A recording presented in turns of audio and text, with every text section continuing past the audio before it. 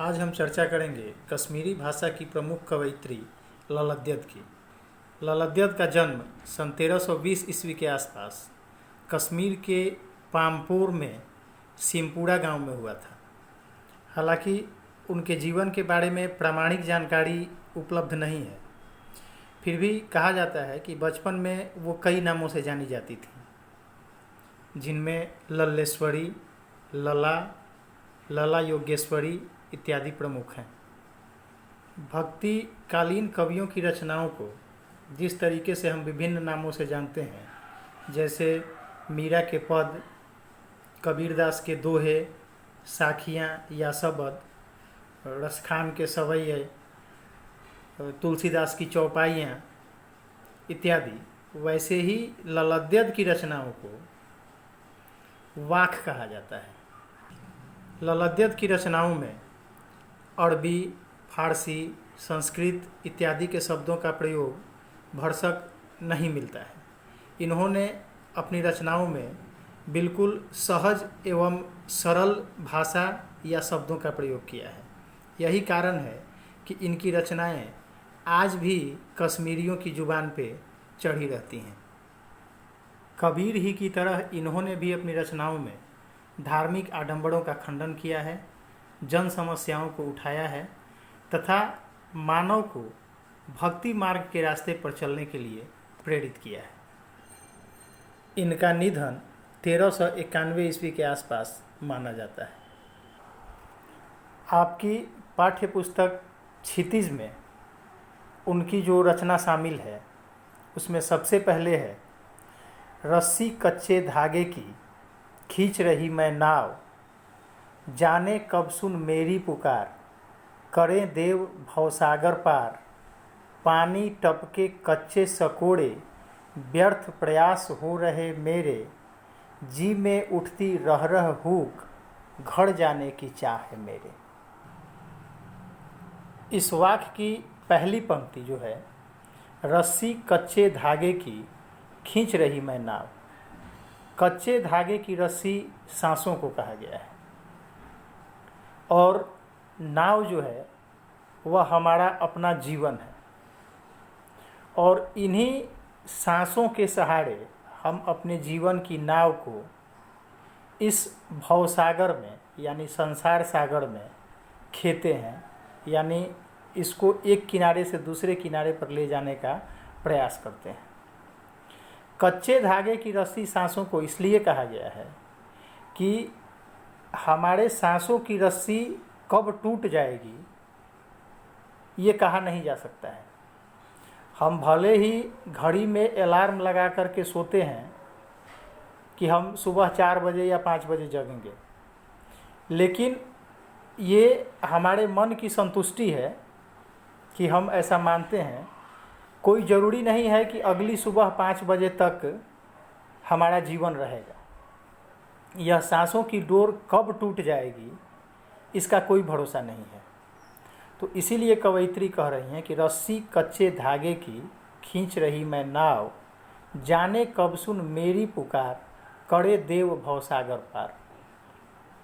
ईश्वर पता नहीं कब हमारी विनती सुनेंगे, हमारी अर्जी सुनेंगे और हमको इस भवसागर से पार करेंगे। पानी टपके कच्चे सकोड़े, व्यर्थ प्रयास हो रहे मेरे।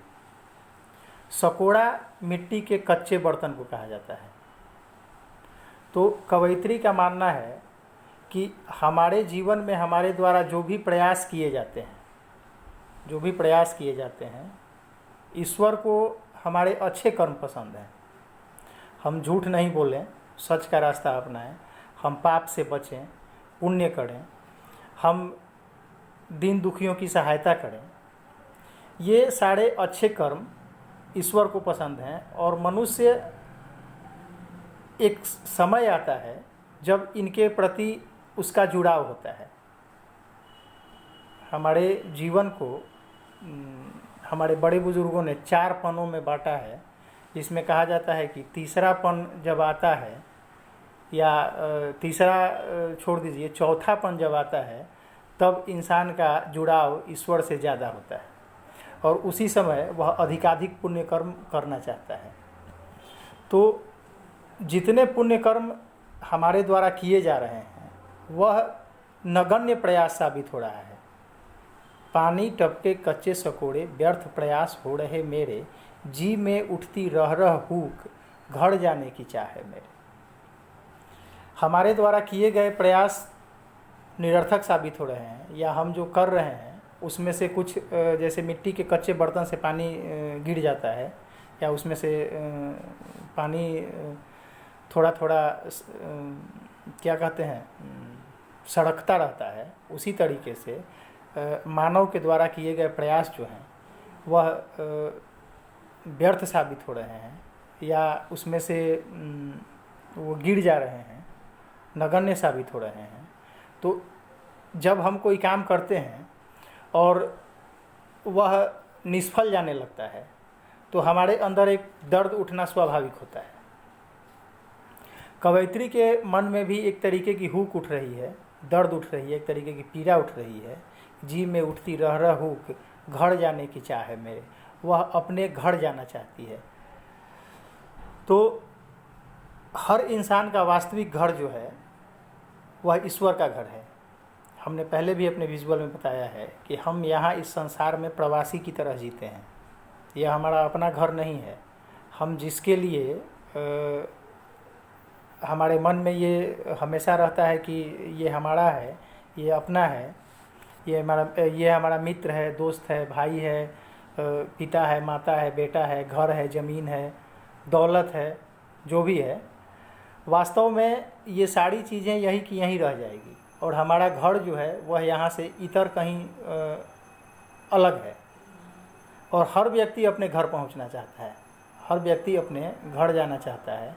कोरोना काल में आपने देखा होगा कि कैसे दिल्ली से, गुजरात से, सूरत से,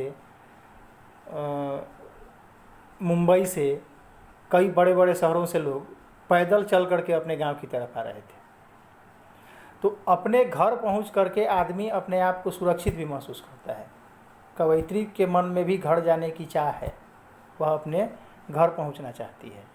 इसके लिए वो प्रयास कर रही है, पुण्य कर्म कर रही है, लेकिन वो नगण्य साबित हो रहे हैं। और यही कारण है कि उसके मन में एक दर्द सा उठ रहा है।